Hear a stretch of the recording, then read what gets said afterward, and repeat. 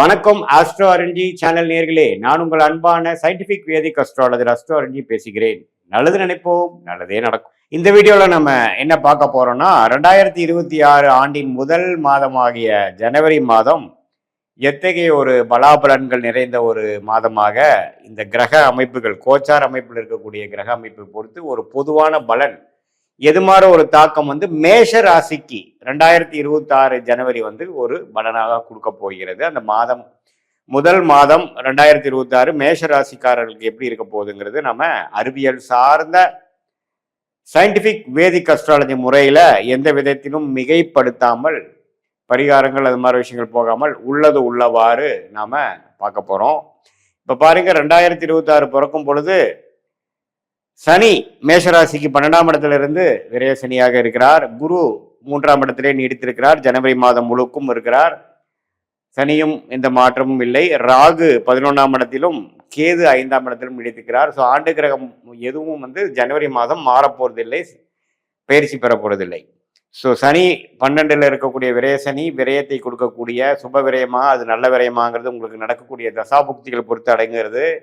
குரு 3லிருந்து 7 பார்க்கும் பொழுது திருமண விஷயங்கள், பங்குதாரர்கள், நண்பர்கள் விஷயம், புதிய தொடர்புகள், கொலீக்ஸ், கஸ்டமர் அது மாதிரி விஷயத்துல எல்லாம் நல்ல சாதகமான நிறைய எக்ஸ்பான்ஷன், புதிய கான்டாக்ட்ஸ் கிடைக்கக்கூடிய அமைப்புகள் எல்லாம் கொடுக்கும். ஏன்னா குரு எந்த வீட்டை பார்க்குறாரோ அந்த வீட்டை அதிக வலுப்படுத்துவார். அதே சமயத்தில் 9ஆம் வீட்டை பாகிஸ்தானத்தை வலுப்படுத்தி ஓரளவுக்கு சில லக்கு, சில விஷயங்கள் உங்களுக்கு சாதகமாக நடக்கிற மாதிரி விஷயங்கள்லாம் நடக்கிறதுலாம் தொடர்ந்து இருக்கும். ராகு 11ஆம் இடம் லாபஸ்தானத்தில் இருக்கிறது. அந்நிய சூழ்நிலையில் வெளி வட்டாரத்து மூலமாக சில சடன் பெனிஃபிட்ஸ் அதெல்லாம் வரக்கூடிய அமைப்புகள். குழந்தைகள் இருக்கக்கூடிய பாவமாகிய 5ஆம் இடத்துல கேது இருக்கிறது. சிறு சிறு தொந்தரவுகளும் குழந்தைகளுக்காக சில மெனக்கெடுதலும் கொடுக்கக்கூடிய அமைப்புகள் உண்டு. இதுதான் ஆண்டு கிரகத்தின் சஞ்சாரம் மேஷராசிக்கு ஒரு சுமாரான பொதுவான ஒரு பலனை கொடுக்கக்கூடிய இருக்கு. இதுல 12ஆம் இடத்துல விரைய சனி போய்கிட்டு இருக்கு. 2027 மார்ச் வரைக்கும் பாத்தீங்கன்னா சான்ஸ் கிடைச்சா செலவுக்கு கரெக்டா இருக்கும். எது நடக்குதோ இல்லையோ செலவு வேணா ஆயிட்டு இருக்கும். செலவுக்கு புதிய விஷயங்கள் வந்து கொண்டே இருக்கும். வருமானம் எவ்வளவு இருந்தாலும் செலவுகள் இருக்கும். அது சுப செலவுகளாக, இன்வெஸ்ட்மெண்ட்டாக, ஃபியூச்சருக்கு யூஸ் ஆகிற மாதிரி விஷயங்கள் பண்ணிக்கிறது மேஷராசிக்காரர்களுக்கு உடைய சாமர்த்தியம். அதுதான் மேஷராசிக்காரோட சாமர்த்தியம். என்னன்னா விரயம் ஆகுறதுன்னு முடிவாயிருச்சு, தெரிஞ்சிருச்சு. அது நல்ல விரயமா நாளைக்கு உபயோகமா இருக்க மாதிரி ஒரு சுப விரயமா பண்ணிட்டு இந்த அசுப விரயத்தை தவிர்க்கிறது நல்லது.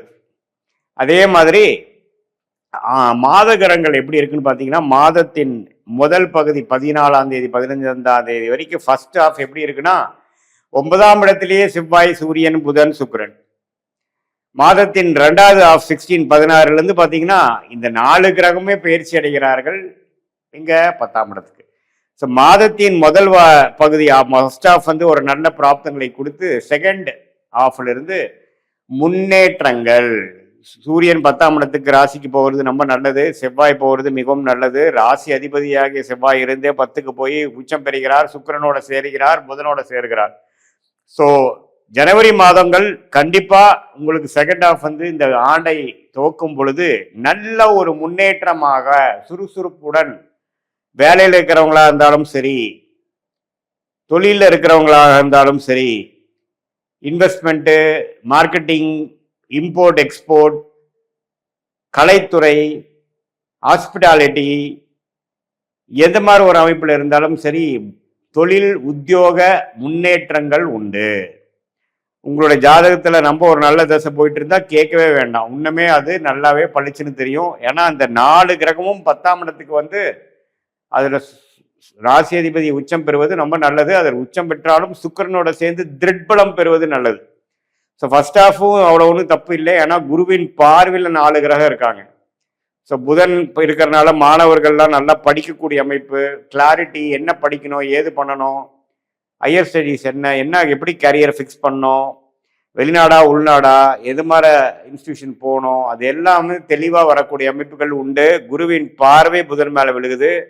புதனே குருவின் வீட்டுக்கு இருக்கிறார், சுக்கிரனோட சேர்ந்திருக்கிறார். ஸோ ஜனவரி மாதமே பார்த்தீங்கன்னா ஓரளவுக்கு நல்ல பலனை கொடுக்கக்கூடிய இந்த ஏப்ரல் மேல காம்படிட்டிவ் எக்ஸாம்ஸ், பப்ளிக் எக்ஸாமு, இது மாதிரி 12th 10th எல்லாம் உட்காரக்கூடிய மாணவ செல்வங்கள் பார்த்தீங்கன்னா மேஷராசிக்காரர்களுக்கு நல்ல ஒரு இதுவரைக்கும் அப்படி இப்படின்னு ஒரு ஃபோக்கஸ் இல்லாமல் இருந்தவங்களுக்குலாம் ஒரு ஃபோக்கஸ் கிடைக்கக்கூடிய அமைப்பு கொடுக்குது.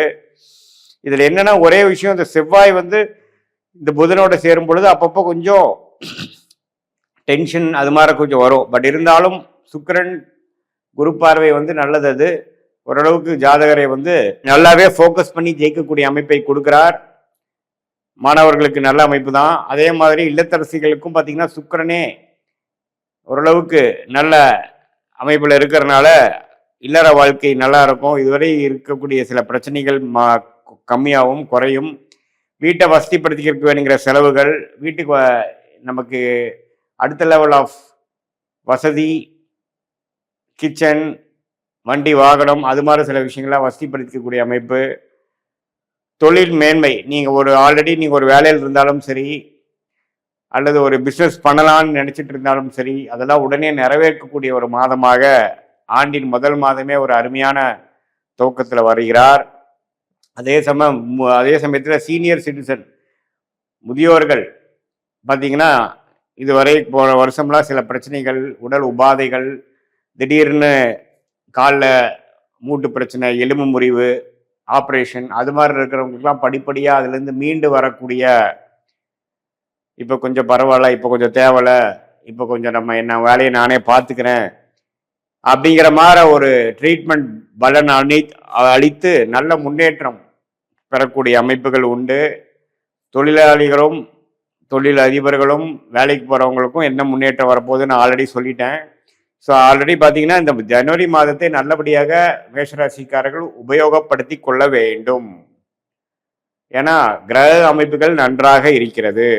அதை வந்து நல்லபடியாக யூஸ் பண்ணக்கூடிய தேவைகள் இருக்கு. இதில் என்னன்னா, நம்ம ஓவர் இன்வெஸ்ட்மெண்ட்டு அகலக்கால் எடுத்து வைக்காமல் படிப்படியாக முன்னேறணும் அப்படிங்கிறது தான் ஜோதிட ஆலோசனை. ஏன்னா உங்களுக்கு வந்து அந்த சனியின் பார்வையும் 10ஆம் பார்வையும் இருக்கிறதுனால, சனி 12ஆம் இடத்துல இருக்கிறதுனால நம்ம திடீர்னு ஓவர் விரயம் பண்ணுறது, ஓவர் ரிஸ்க் எடுத்து கடனுக்கு போகிறது, அது மாதிரி விஷயங்கள்லாம் தவிர்த்து படிப்படியாக முன்னேறக்கூடிய அமைப்புகளுக்குள்ளே போகணும். மற்ற அமைப்புகள்லாம் ரொம்ப நல்லா இருக்குது. இப்போ நம்ம சொன்னது பார்த்திங்கன்னா ஒரு பொதுவான பலனை தவிர, உங்களுடைய ஜென்ம ஜாதகத்தில் எது மாதிரி ஒரு தசாபுக்திகள் போய் கொண்டிருக்கிறது, எந்த லக்னத்தில் பிறந்தீங்க, அந்த லக்னத்துக்கு என்ன மாதிரி தசை போய் கொண்டிருக்கிறது, ராஜயோக திசையா, சுமாரான திசையா, வரவேண்டிய திசையா, வரக்கூடாத திசையா, அந்த தசை புக்தியெல்லாம் வந்து இப்போ கோச்சாரத்தில் எத்தகையோட அமைப்பு இருக்கு. நம்ம இப்போ பேசின குரு, ராகு, கேது, சனி, மாதகரங்கள்லாம் வந்து நம்ம சொல்லக்கூடிய புக்திநாதனா வரும்பொழுது அது எந்த மாதிரி தாக்கத்தை கொடுக்குறார்கள், எது மாதிரி விஷயங்கள் வந்து அடுத்து நடக்க போகிறது.